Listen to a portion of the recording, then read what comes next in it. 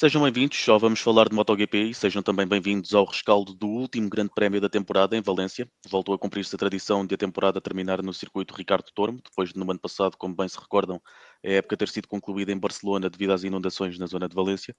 Antes da análise e de falar com o Miguel Diodato, que é o meu convidado hoje, deixar o habitual agradecimento às patronas e aos patronos do Vamos Falar de FUM, pelo apoio que dão ao podcast. Quem quiser ser patrono, junte-se a patreon.com/bff1, escolha uma das categorias de apoio. Quem não puder ou não quiser ser patrono, mas quiser contribuir para o podcast à mesma, pode seguir-nos nas redes sociais, seguir os grupos do WhatsApp do Vamos Falar de FUM e quem quiser conversar com esses elementos pode juntar-se a estes grupos. Temos grupos de 2 rodas, de 4 rodas, outros desportos que não sejam motorizados e grupos que também não são de desporto, portanto há grupos para todos os gostos. Os resultados de Valência não foram assim tão diferentes dos resultados de Portimão. O Marco Bezzecchi voltou a vencer no domingo, depois de sair da pole position, com o Alex Marquez a vencer a corrida sprint no sábado. Os protagonistas também foram mais ou menos os mesmos, com mais um ou outro acrescento. O Raul Fernandes e o Fábio Di Giannantonio, por exemplo, meteram só barulho nos lugares da frente, algo que não tinha acontecido em Portimão, mas em termos de performance voltou a ser a Aprilia a comandar, desta vez com 1-2, com o Raul Fernandes a acabar em segundo no domingo, e é precisamente pela Aprilia e pelo Bezzecchi que podemos começar. Miguel, bem-vindo.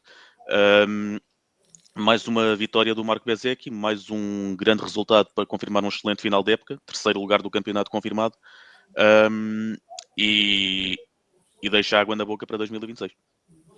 Sim, antes de mais boa noite, peço já desculpa pela minha voz, ou quase falta dela, Desta vez não estiveste no circuito. não está fácil, mas sim, traz competitividade, ou seja, eu também estou desejoso de ver a temporada que vem, perceber, ou seja, em que ponto está o Bezzecchi na temporada que vem. Esta temporada eu digo que talvez tenha sido o grande ponto de destaque, porque tendo em conta tudo aquilo que era avançado no início da temporada, com um piloto como o Jorge Martin a ser seu companheiro, obviamente que foi tudo também uma questão de, não digo de, ou seja, foi a temporada em si para o Bezzecchi, ou seja, digamos que o Jorge Martin lesionou-se, ninguém estava à espera disso, não é? Mas a temporada para ele foi, eu digo que ele foi a grande surpresa da temporada, porque no início da temporada ninguém acreditaria que ele ficaria no top 3. Nós fizemos o prognóstico e falhamos redondamente em alguns nomes. Acho que vamos já mais à frente a tocar nesse ponto, porque é o ponto de todas as semanas. Mas sim, traz um bocado de água na boca e perceber o que é que será o resultado do Bezzecchi na próxima temporada. Eu sou assumidamente um fã do Marco Bezzecchi, como sou de vários pilotos, sobretudo italianos, não é? E portanto, a ver, foi o piloto de destaque da Aprilia esta temporada de longe, e portanto vamos ver como é que será na próxima temporada. Fica também a dúvida do que é que, uma dúvida que nunca será esclarecida, porque o Marco Marques não estava lá, o que é que o Bezzecchi faria se o Marco Marques estivesse nestas últimas corridas. Curiosamente foi o Bezzecchi também a provocar a lesão do Marco na Indonésia, mas se o... porque eu fico com a ideia que a Aprilia acaba a temporada melhor do que a Ducati, mas o Marques se estivesse na Ducati podia ser ele a fazer a diferença como piloto em lutas por vitórias com o Bezzecchi. Não sei aí quem é que levaria vantagem. Tens alguma ideia sobre isso? Bem, à partida seria o Marco. Sim.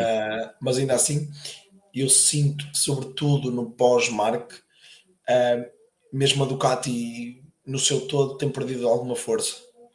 Ou seja, nota-se mais capacidade, tanto na Aprilia como até na própria KTM, de competir contra as motos Ducati. Vemos algumas situações de corrida em zonas de velocidade de ponta em que as marcas, ou seja, sobretudo a KTM, tem respondido bem à velocidade da Ducati e é um pouco esperar para ver o que é que na próxima temporada as marcas serão capazes de responder a esse poderio que já vem de alguns anos, a esta parte. Agora, no pós-teste de Valência, vi o Jorge Lourenço afirmar que a Aprilia pode ser competitiva e competir até quase perto da Ducati, portanto, e é isso que todos nós esperamos. Mas acho que ainda assim, se o Marco Marques estivesse presente, os números que já são muito altos, são assombrosos, seriam ainda mais e acabariam mesmo por vencer. Sim, a Ducati, nestas últimas duas corridas, esteve na luta com o Alex Marques, que não uma luta assim tão grande, porque a performance da Aprilia era superior à da Ducati, sobretudo no domingo, que a Aprilia também tem esse mérito de analisar o que falhou no sprint e dar o passo para o dia seguinte para que o Bezek consiga controlar as corridas. E neste caso até foi um 2 das equipas Aprilia, porque o Raul Fernandes com a Trackhouse terminou em segundo, que era que em Portimão ele não estava nos lugares acima, mas depois na sexta-feira difícil conseguiu passar pela Q1 para a Q2 e depois fazer duas boas corridas. E o Raul também é para mim uma das boas surpresas da temporada, porque começou muito mal num contexto em que todo o plantel da Aprilia era novo, menos ele, e, e ele não estava a conseguir corresponder com os resultados, e ele também nunca tinha sido um piloto muito regular no MotoGP. Os resultados negativos eram maiores do que os positivos, mas também faz também faz uma segunda metade de temporada que me surpreende pela positiva e que acaba por acabar muito à frente do Ayogura, que começou muito assim, começou muito bem, mas sendo rookie também tem alguma margem para não ter resultados assim tão bons. Mas sobre o Raul Fernandes, achas que pode fazer alguma coisa significativa para 2026? Algum tipo um top 5 do campeonato? Se calhar já estou a ser um bocado ambicioso. Se calhar um bocadinho ambicioso. Sim, Não, mas ainda assim acho que para mim, inclusive, acho que é uma surpresa, mas ao mesmo tempo um desejo. Ou seja, isto quer dizer que no início da temporada eu não acreditaria nada do Raul Fernandes. Acho que em vários podcasts, sobretudo no início, nos primeiros dois, três grandes prémios, eh, cascamos muito em cima do Raul e acho que com razão, porque não havia. Os resultados eram maus, mesmo as suas performances em cima da moto não auguravam nada de especial. Falava-se também muito da parte psicológica e tudo mais, até que chegou ali a pausa de verão e o pós-pausa de verão é um Raul que nós, afinal, acho que um homem quando sente que o seu lugar está em risco uhum, acaba por sempre fazer umas segundas metades muito fortes, como já há uns anos vimos o Fábio Di Gian António, quando estava num pé fora da MotoGP e renasceu. Foi um pouco isto que aconteceu com o Raul. Uh, Mostrou, sobretudo nesta segunda fase da temporada, o porquê de ser ainda o piloto mais antigo na Aprilia neste momento, e acho que também confiou num homem que é um gênio, não é? Como o David Brivio. Acho que soube esperar, soube ter a paciência para os resultados aparecerem, mesmo quando a maior parte de nós acreditava que isso não aconteceria, mas sim, teve uma segunda metade de temporada muito forte.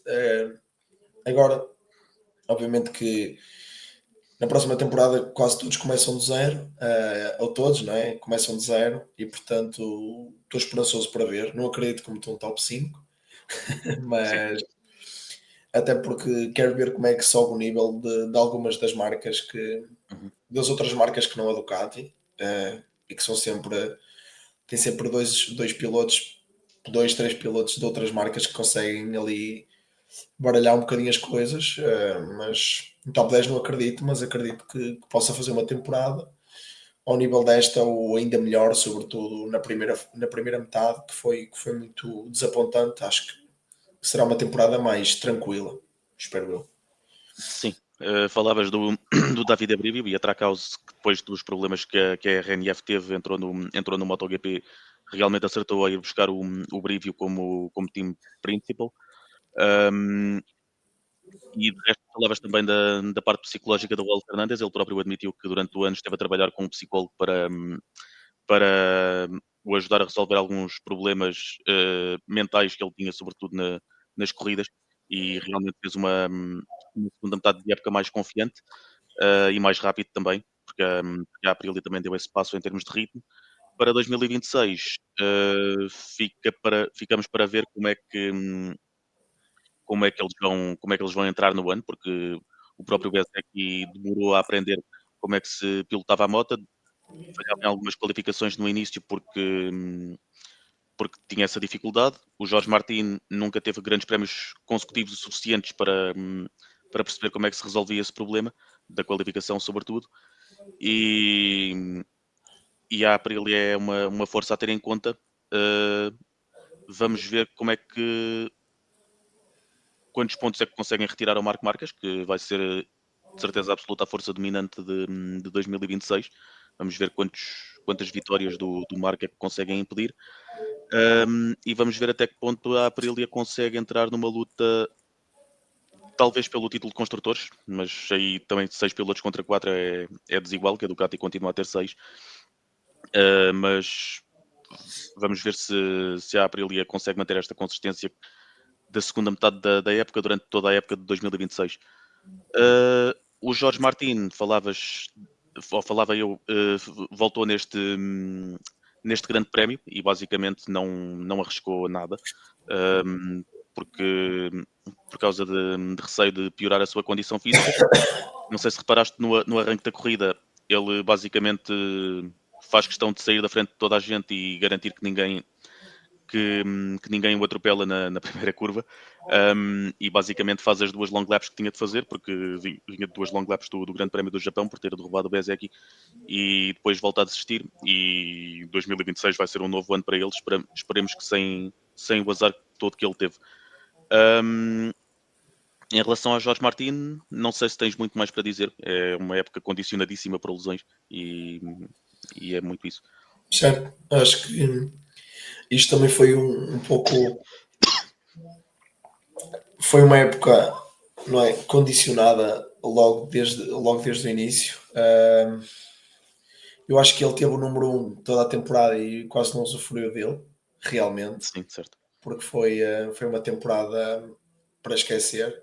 O número 1 que vai Mas aí voltar a também, desaparecer, porque o Marco Marques sabemos que mantém o 93. sim, sim, sim. Mas é o piloto que nunca vai mudar o número, portanto. Uhum. Mas obviamente tenho curiosidade para ver se na próxima temporada, com tudo limpo, com tudo mais, com a cabeça mais limpa, se as coisas começam ou seja, para ver até que ponto a performance do Jorge Martin será parecida ao passado do próprio, ou até parecida ao do seu colega de equipa, que este ano conseguiu um terceiro lugar. Eu acho que mesmo que o Jorge Martin na próxima temporada consiga um terceiro lugar, já é um resultado de destaque. Um, mas agora em Valência acho que ele fez muito bem. Foi lá só para desfrutar do último grande prémio E e limpar a acabou penalização. por abandonar, que acho que é o mais sensato a fazer neste caso. Sim, o Martin voltou de lesão, tal como o Maverick Vinales voltou de lesão, teve a segunda metade de época quase toda condicionada pela mesma lesão. Um, já vamos à KTM, só para fechar aqui o capítulo Aprilia, sobre o Ayogura, não sobre este grande prémio, porque ele não foi de mais a menos, ao contrário do que é habitual nele. Costuma começar mal e ir melhorando ao longo das corridas. Mas a temporada do Ayogura começou mesmo lá em cima, com um grande prémio espetacular na Tailândia, e aí toda a gente pensava que o Ayogura ia fazer maravilhas este ano, mas acabou por cair um bocado na segunda metade da época. Esperavas mais ou não te deixaste iludir pela primeira impressão? Não, eu acho que já disse anteriormente, eu acho que o início é que foi demasiado bom. Uhum. Acho que foi um bocado por aí. Porque obviamente que é rookie, ia ter os seus momentos altos, os seus momentos baixos. Agora os altos foram demasiado cedo para aquilo que estávamos à espera. E obviamente que não sendo uma equipa oficial, sendo um rookie, tudo isso tudo isso tem influência e acho que foi a temporada que se esperava de um rookie. Ao fim e ao cabo, não foi uma muito má temporada. Acho que muito má temporada pode ser apontado a alguns nomes e acho que nenhum desses é o Ayogura. Uhum. E, mas todos os jogos de ver a sua resposta em 2026, porque já não é rookie, já se espera mais alguma coisa. E espero que, ou seja, que tenha resultados, que seja mais regular, porque acho que é isso que falta também a muitos pilotos. Eh, Acho que falta muita regularidade, tanto em bons resultados como resultados muito maus. E portanto, eu acho que e espero que o Ayogura nesta temporada tenha resultados mais regulares para que haja uma mais fácil avaliação também da nossa parte. Mas acho que ao fim e ao cabo foi um bom início, foi uma boa temporada. Mantém-se para 2026, só por isso Uhum. já foi uma temporada positiva para ele. Sim.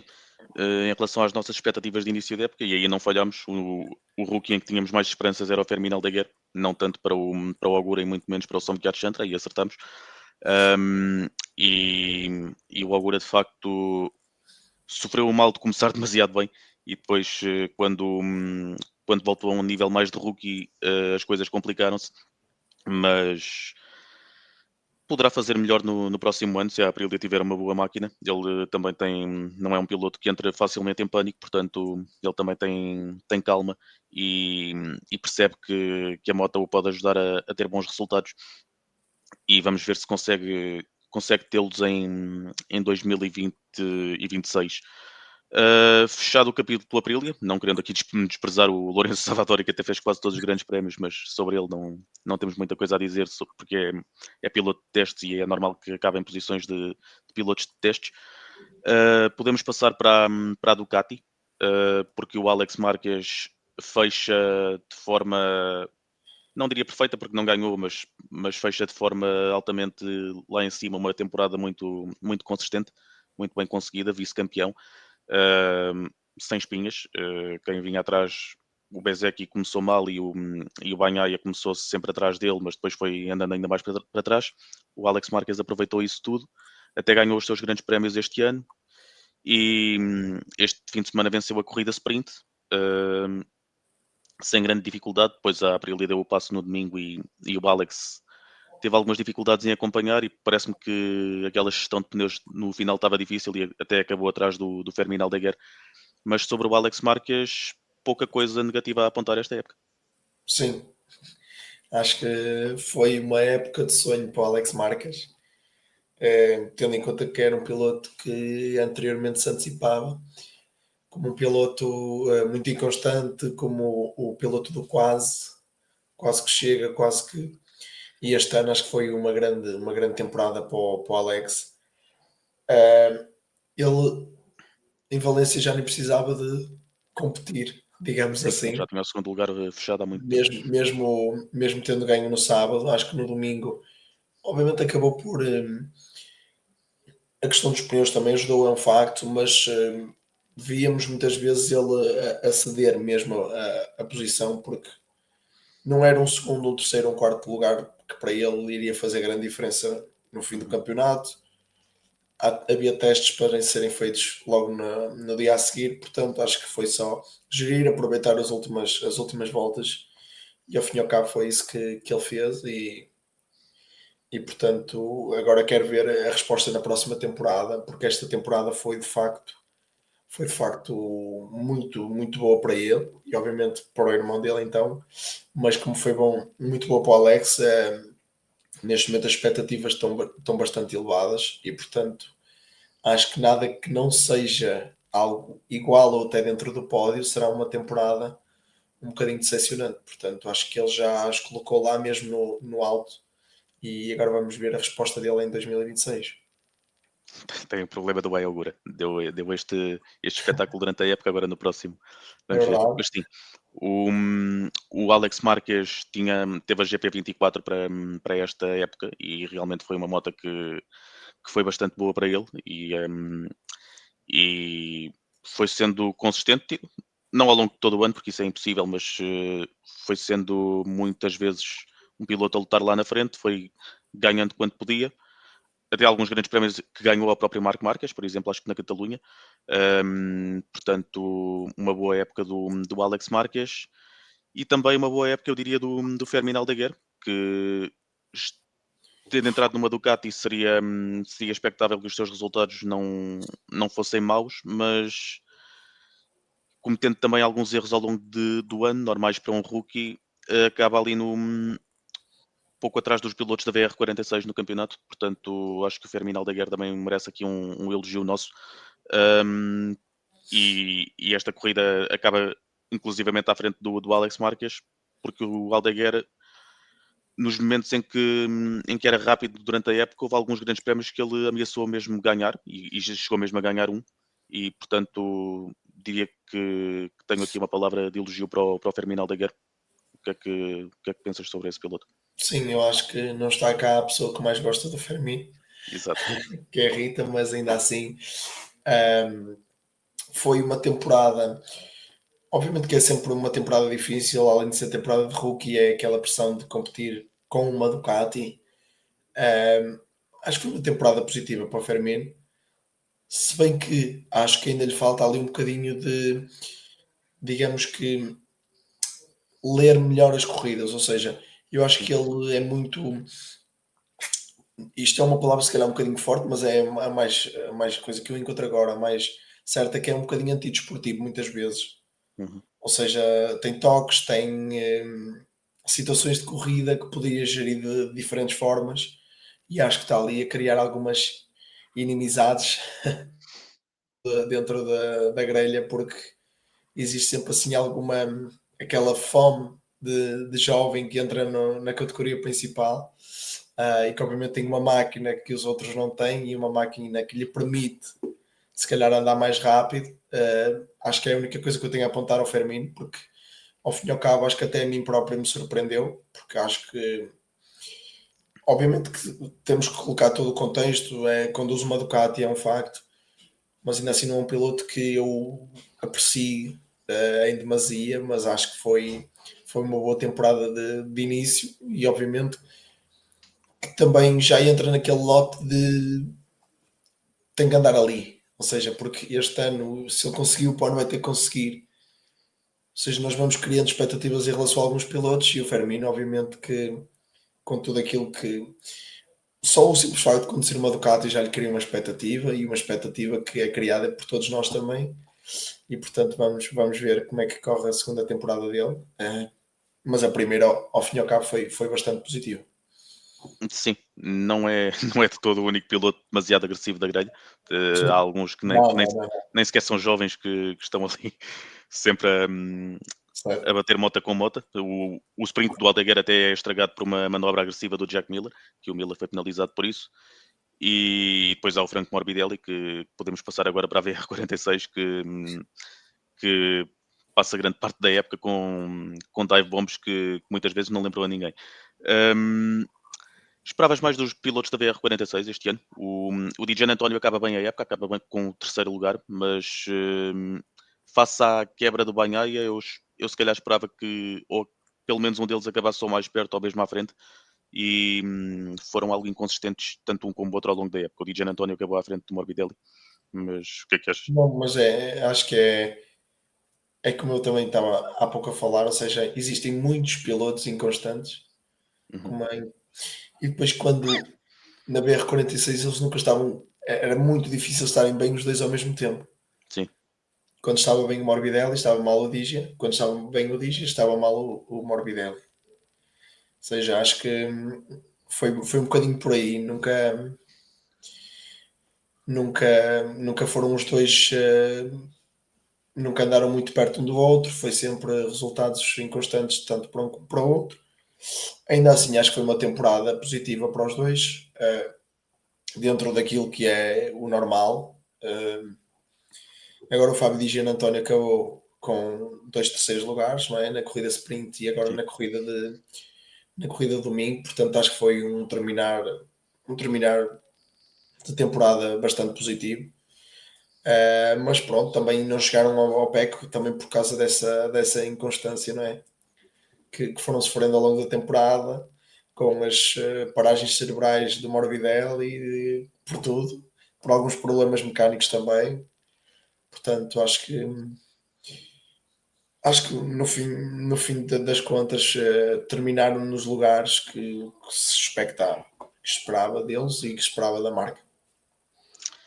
Sim, em relação à diferença de resultados de um e de outro, acho que não ficou nada tão evidente como neste grande prémio, em que o Di Giannantonio faz pódio e o Morbidelli bate no final da volta de formação, por falta de atenção, bate no Aleix Espargaró, que também não podia ser outro. E o Morbidelli infelizmente lesionou-se na mão e falhou o teste de Valência, foi substituído curiosamente pelo Celestino Vietti, que não vai estar na grelha de MotoGP para 2026, mas que substituiu o Morbidelli no teste. De resto, sim, é o Morbidelli a acabar com um momento um bocado embaraçoso. Penso que foi mesmo falta de atenção, devia estar a olhar para o outro lado durante a volta de formação. Tens alguma outra interpretação sobre o que pode ter acontecido ao Morbidelli naquele final de volta? Não, acho que é o mesmo que o teu. Foi uma falta de atenção. Sim, estava aí. Eh, Acho que podemos ir um bocadinho olhar para algo mecânico, algo da moto e não acaba por acontecer. Mas por acaso foi engraçado porque foi contra o Aleix Espargaró, que toda a gente sabe que é um dos melhores amigos do Morbidelli no grid. Eu tive Já pena lá. do Morbidelli não ter podido falar à imprensa no final. Não sei se Sim, ele ainda sim, ia sim, culpar o Aleix é pelo que verdade, aconteceu. é verdade. Mas eu próprio gostaria de saber a reação do Aleix Sim, dentro do capacete quando percebeu o que estava a acontecer. sim, Eu recordo-me só ver uma moto parada lá no chão e depois é que me deu conta do que aconteceu. Foi de facto um bocadinho hilariante, mas vale o que vale. Foi mais uma das peripécias do Franco Morbidelli e mais uma a envolver o Aleixo, portanto, mais do mesmo e segue, segue o jogo. sim. Infelizmente para o Aleix, que até estava a fazer um bom fim de semana, qualificou-se em 14º, creio, e até esteve perto de passar a Q2, mas o grande prémio do domingo dele ficou estragado logo com esse momento. Sobre a Ducati, já fomos falando sobre o domínio do Marc Marquez, e aí é uma limpeza quase total. Mas falta-nos falar do Pecco Bagnaia, que é aquele piloto em que, quando não é ele a fazer a asneira, também lhe acontece tudo. E este fim de semana foi assim. Chega aqui a e ocupa um dos dois primeiros lugares na primeira volta, mas depois sai para a segunda e não tem combustível suficiente. Ahm, no sprint não consegue fazer muita coisa, começando de 16º, depois chega à corrida e o Johan Zarco manda ali saiam da frente que eu vou travar, que, hum, que atirou com o banho para fora da corrida. E quando, hum, quando não é ele a falhar, também lhe acontece tudo. Mas no geral, este grande prémio do Banhaia foi condicionado por muita coisa e não foi tudo por culpa dele. Sim, mas acho que isto é o flex da temporada do PEC, não é? Uhum. Ou eu me estrago ou alguém me estraga. Acho que é um Sim, bocadinho por aí. Ah, um incidente de corrida no domingo, não é? Mas acho que já chegou a dar um bocadinho de tristeza pelo Peco. Mas acredito e acho que ele já desliga a ficha e 2026 já será outra temporada. Pelo que eu fui lendo, pelo que eu fui percebendo, eu acho que e acredito que ele já desligou a ficha sobre o que aconteceu nesta temporada. Agora é esperar para perceber se realmente a próxima temporada será um novo início para ele ou será mais uma temporada difícil. E eu acredito, havendo uma temporada difícil em 2026, 2027 poderá haver uma mudança para ele, não é? Porque acho que ele neste momento tem uma dupla pressão. Além da pressão que tinha este ano, e neste ano tem uma dupla pressão, não é? Ser campeão do mundo e ter o Marco Marques.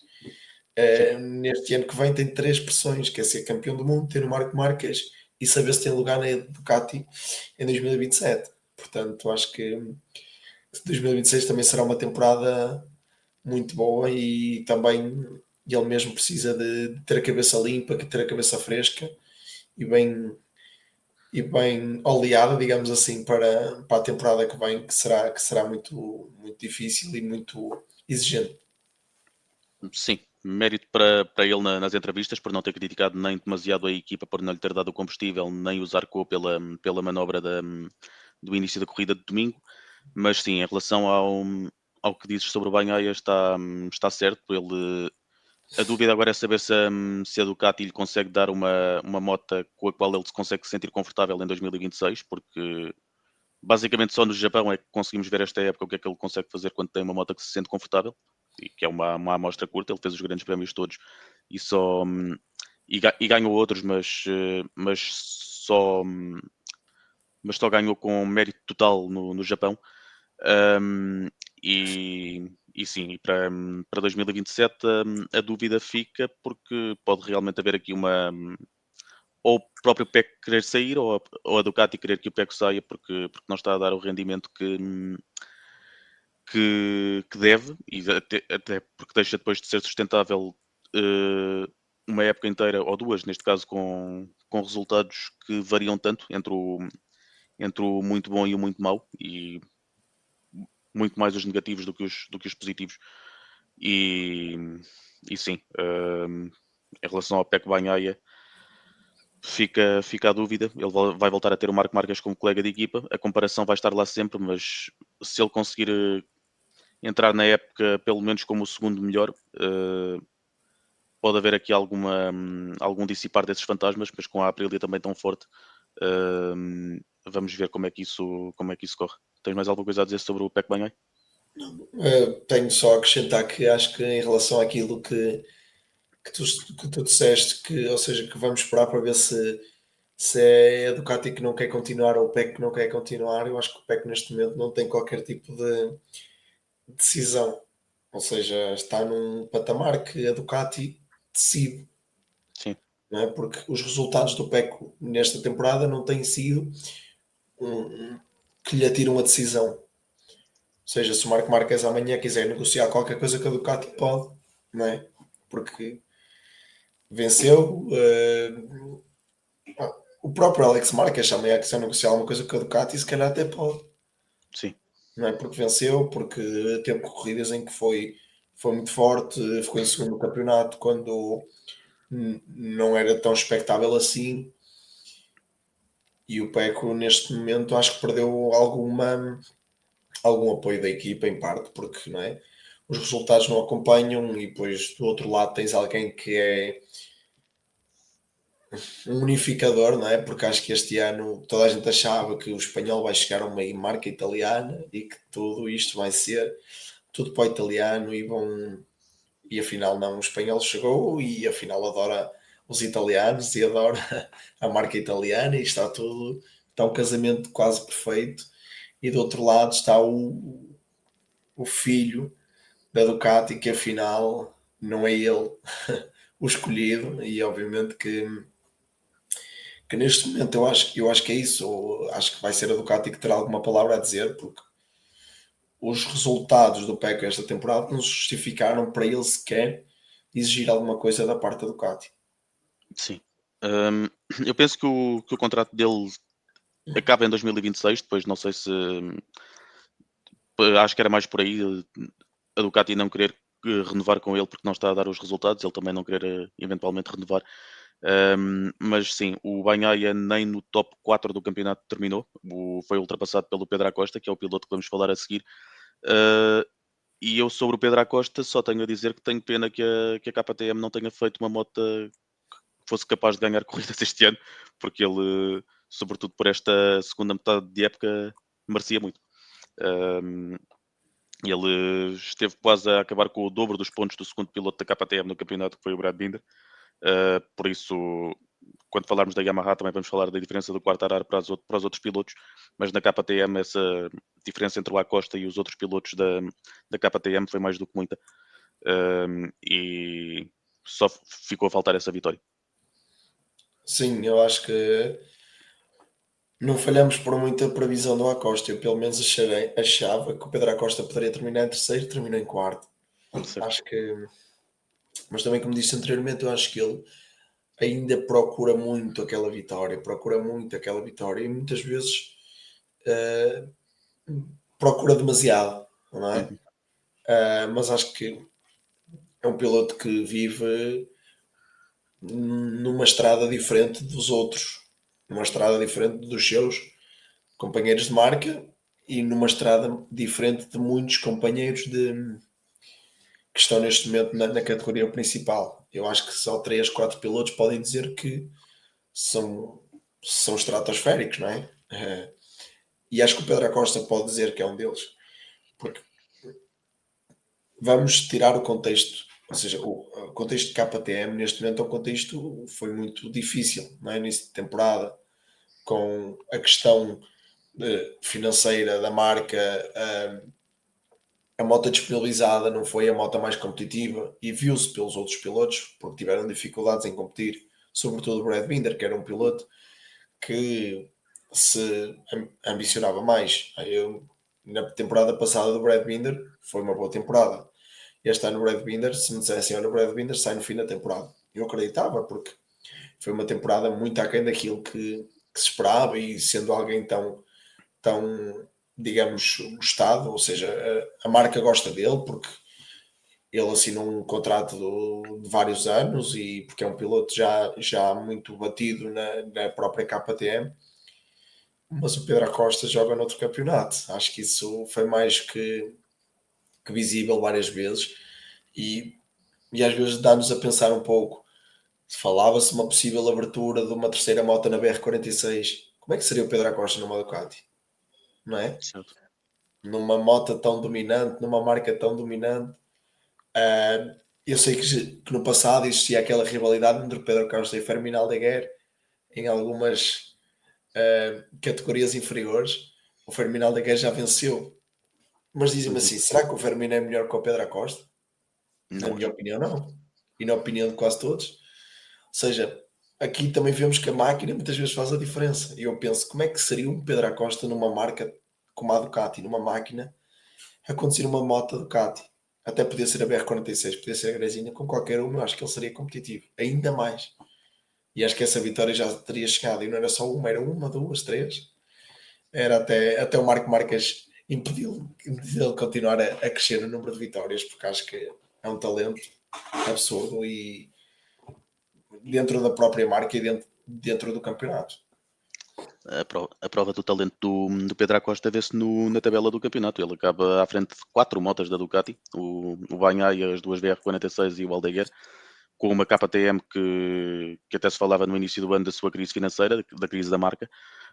Um, Acabou por endireitar-se ao ponto de fazerem pelo menos uma época inteira, mas, mas sim, falavas sobre o Brad Binder, e o Brad Binder é um piloto que na última temporada do Miguel Oliveira na KTM, eu acho que foi a última grande temporada de MotoGP do Brad Binder. Ele aí as duas KTMs fizeram épocas muito positivas, o Miguel também, mas o Binder acabou ligeiramente à frente. Mas o Binder é um piloto com poucos segredos. Já sabes que chega à qualificação e ele, mais vezes do que não, se vai qualificar mal. Depois chega o arranque da corrida, ele ganha uma série de posições e depois, se conseguir defender dos mais rápidos que vêm atrás, consegue, se não, ou não consegue ou até cai. Um, o Binder é muito assim, falhou por pouco o top 10 do campeonato este ano. Uh, o Raul Fernandes entrou nesse top 10, já falámos do mérito do Raul esta época. Sobre a KTM, queria também deixar uma palavra sobre o azar que o Maverick Vinhales teve esta época, porque o Vinhales, quando estava saudável, estava a fazer fins de semana de certa forma comparáveis com o Bacosta. Mas depois lesionou-se praticamente no início da segunda metade do ano e depois falhou. Aqueles que não falhou, esteve lá, mas com dores, e portanto a segunda metade do ano é praticamente toda inválida para o Vinhales. Um, e isto não sei até que ponto pode condicionar o 2026 dele, porque ele esteve em Valência, mas também não tinha força no ombro suficiente, apesar de ter ficado uns 5 ou 6 grandes prémios de fora. Vamos ver se não tem uma lesão mais complicada, mas queria destacar sobretudo a primeira metade de época do Vinhales, que esteve ao nível do que o Pedro Acosta conseguia fazer, e fica a dúvida se ele conseguia fazer o mesmo na segunda. sobre o Maverick e sobre os restantes pilotos da KTM.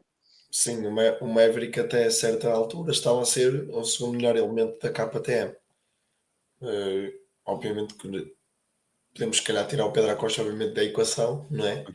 Mas estava a ser um piloto competitivo, teve resultados bastante interessantes, até ousar-lhe bater à porta né? E ser esta fase da temporada foi uma fase muito, muito difícil depois da sua lesão, porque foi uma fase de muitas recaídas e chegava à quinta-feira, vamos ver se ele está apto ou não apto e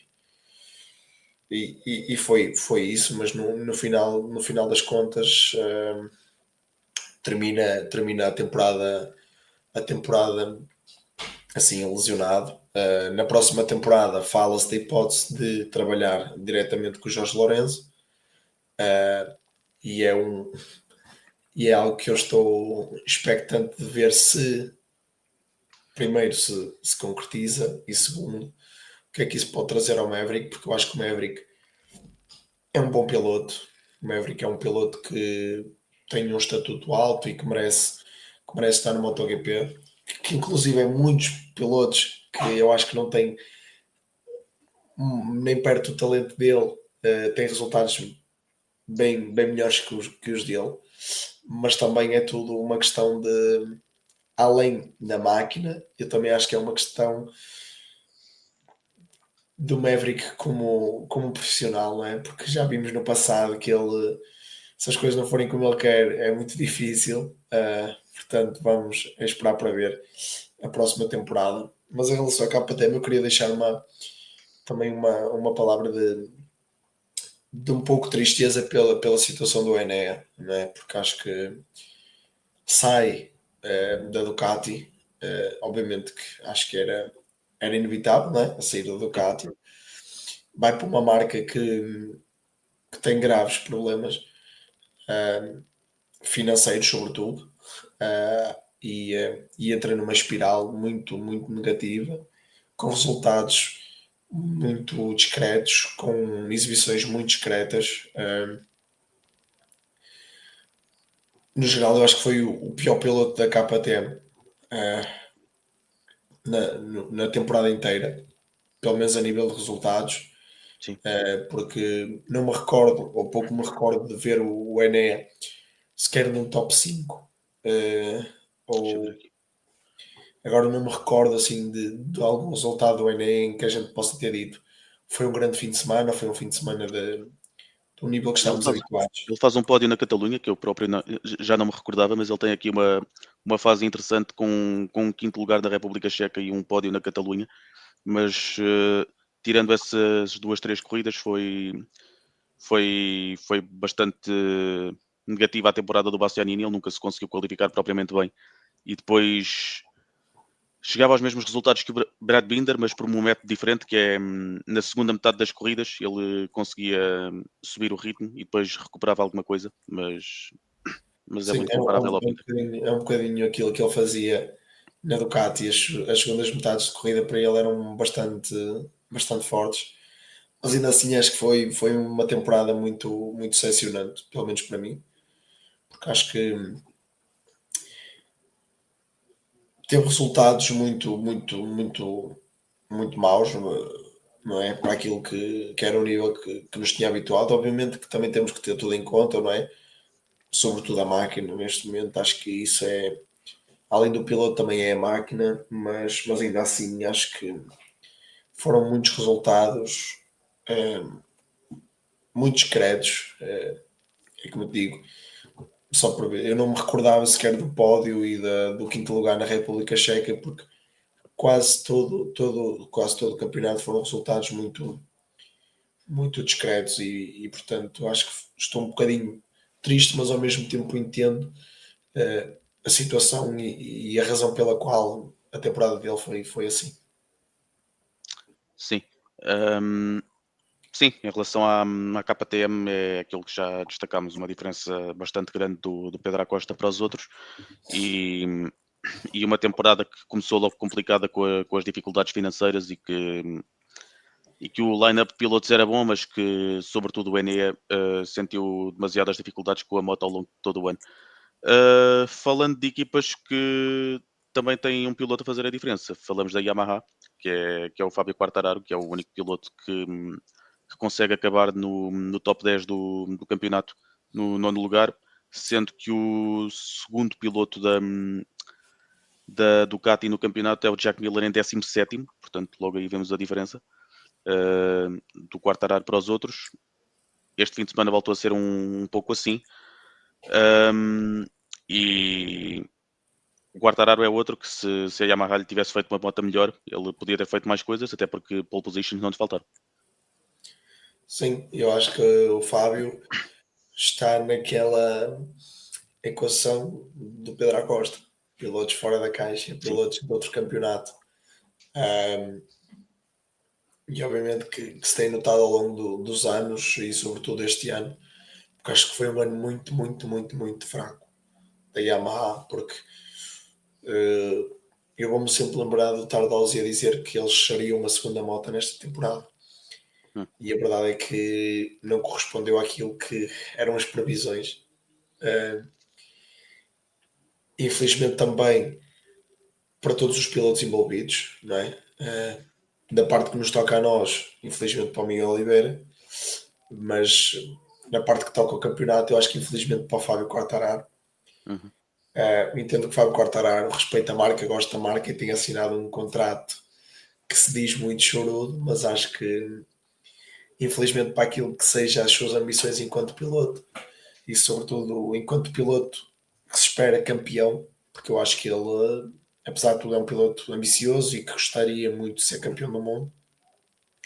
Eu acho que a Yamaha não augura nada de bom nos próximos tempos.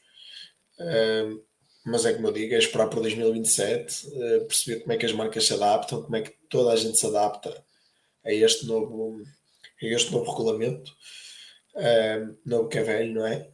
Portanto, vamos ver como é que existe essa resposta, mas neste momento não auguro nada de bom. Já para a próxima temporada, 2026, acho que será mais uma temporada em que o Fábio andará sozinho, tendo em conta que tem na mesma o Jack Miller, tem o Rins que passeia e tem o Toprak que não conhece uma MotoGP e que ele próprio agora em conversa com o Diego Moreira disse que vamos cair algumas vezes, claro, e é normal, certo. porque são motas diferentes, formas de trabalhar diferentes. Eu relembro agora até o Bolegá no Algarve, não estava habituado a trabalhar e perdeu a frente e foi.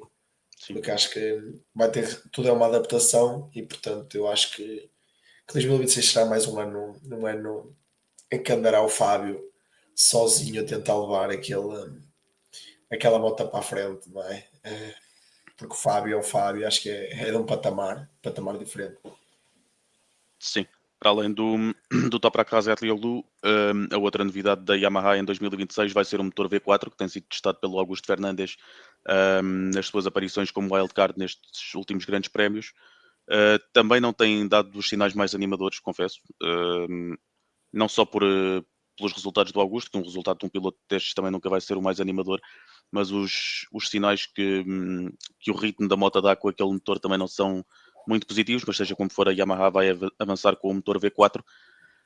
Focando mais no Miguel Oliveira, ele obviamente tem a lesão sofrida na Argentina que o afasta das 3 ou 4 provas seguintes e depois quando volta ainda faz uma ou duas limitado fisicamente, mas para além dos problemas da moto, pareceu-me que o grande problema do Miguel foi não aproveitar um, aquilo que me parecia que era a força da moto, que era o ritmo de qualificação. Ele só chegou uma vez à Q2 esta época, em todos os grandes prémios que fez.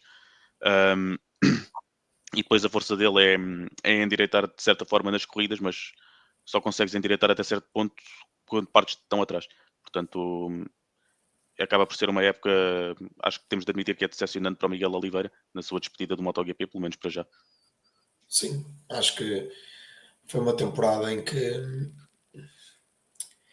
decepcionante é a palavra certa, mas é como eu disse e falamos aqui várias vezes na altura do mercado, não é? Quando faltava só eh, um lugar para ser disputado, era um dos três. Obviamente, se eu acho que foi o elo mais fraco da marca, não acho. Porque eu acho que o Alex Rins é neste momento o elo mais fraco da marca. Eu não sei se o Alex Rins esteve alguma vez a ser falado para sair. Acho que esteve sempre entre o Oliveira e o Miller. Não porque o Rins tem possivelmente um contrato assinado até 2026 Uhum. e obviamente que a nível daquilo que é o fora da pista, ou seja, a nível de paddock e tudo mais, tem talvez uma melhor assessoria, tem talvez uma melhor equipa a trabalhar com ele que o ajuda a forma que a Yamaha seja-lhe prejudicial, mais prejudicial dispensar alguém como Alex Rins do que dispensar alguém como o Miguel Oliveira. Mas é o que é, eu acho que ainda assim, se me dissesses o Miguel Oliveira foi embora, acho que foi uma temporada em que se justifica isso. Ou seja, justifica ele ter vindo embora porque foi uma temporada completamente decepcionante. Obviamente que podemos falar das lesões. É verdade, foi bastantes vezes prejudicado em lesão. Mas também podemos falar das qualificações em que muitas vezes o Miguel Oliveira desistia simplesmente de qualificar. Quando faltava 20, 30 segundos para finalizar a sessão, ele passava na reta, ainda tinha tempo e acabava por primeiro setor, não melhor. Segundo setor, também já não melhor. No terceiro, no terceiro ele já está só aí Para a para a boxe. boxe. Ou seja, acho que, obviamente, que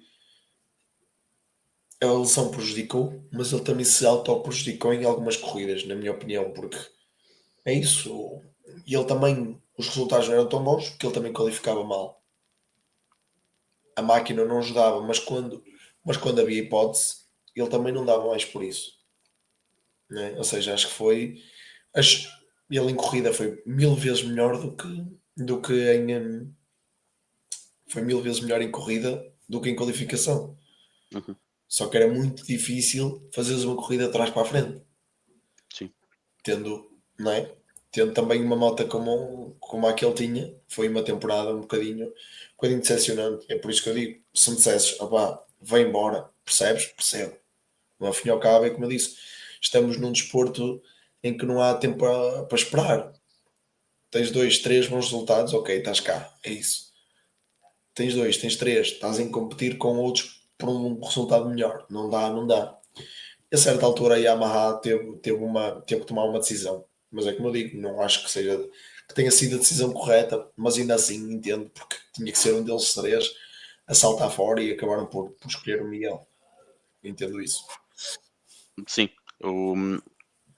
O Jack Miller também faz uma temporada mais ou menos com os seus pontos altos e baixos, que conseguiu melhores qualificações do que o Miguel Oliveira nas corridas. Ele tem sempre alguma tendência de andar para trás e com esta moto ainda mais para trás andava.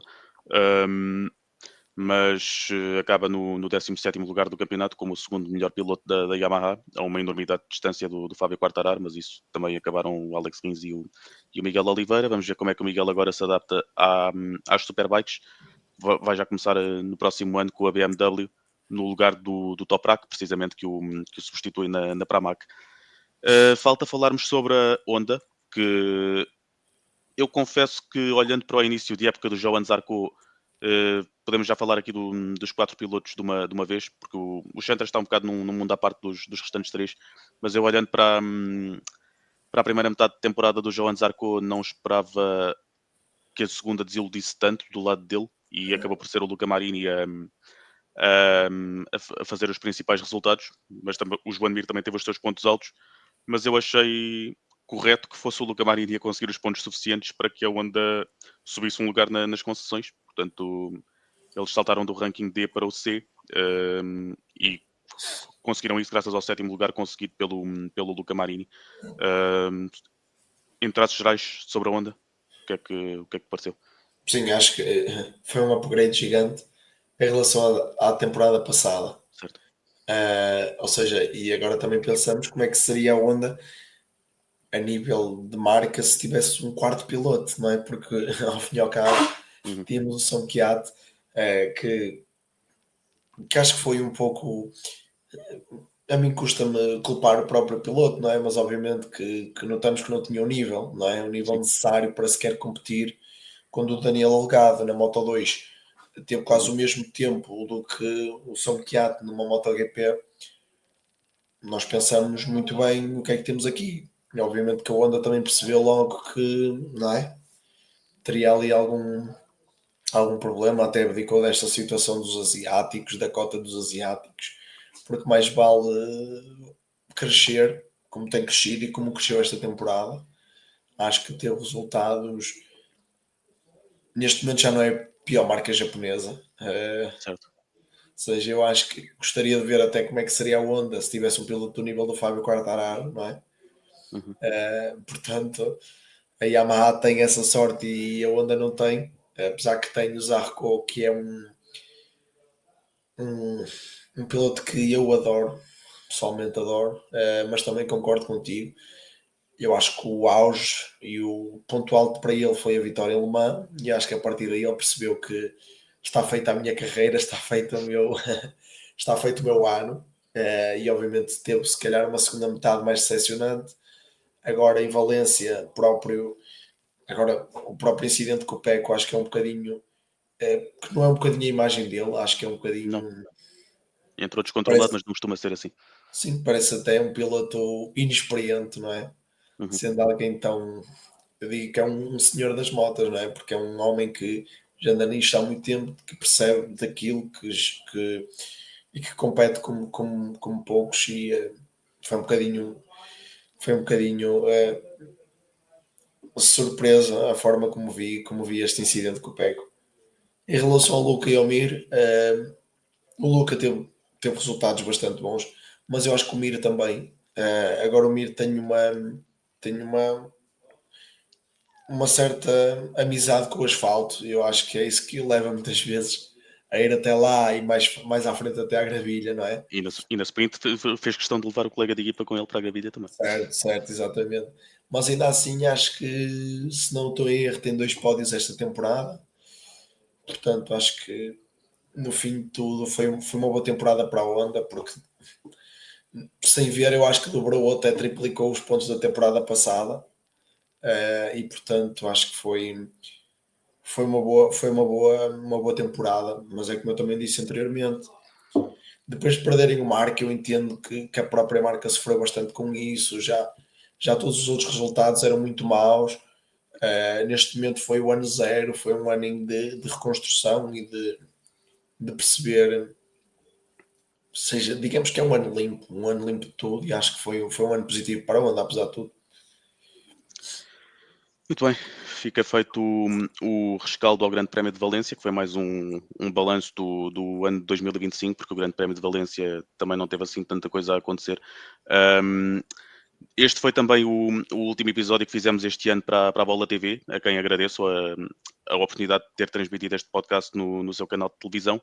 Nós ainda não sabemos se fazemos um na próxima semana, mas se fizermos vai ser transmitido em exclusivo no canal de YouTube do Vamos Falar de Fundo. Falta saber se vamos ter disponibilidade das pessoas que compõem deste podcast para fazer esse episódio. Se o fizermos até para a semana, eu recordo que é exclusivo no canal de YouTube do Vamos Falar de Fundo. Se não fizermos, desejar boas férias de MotoGP a todos e até 2026.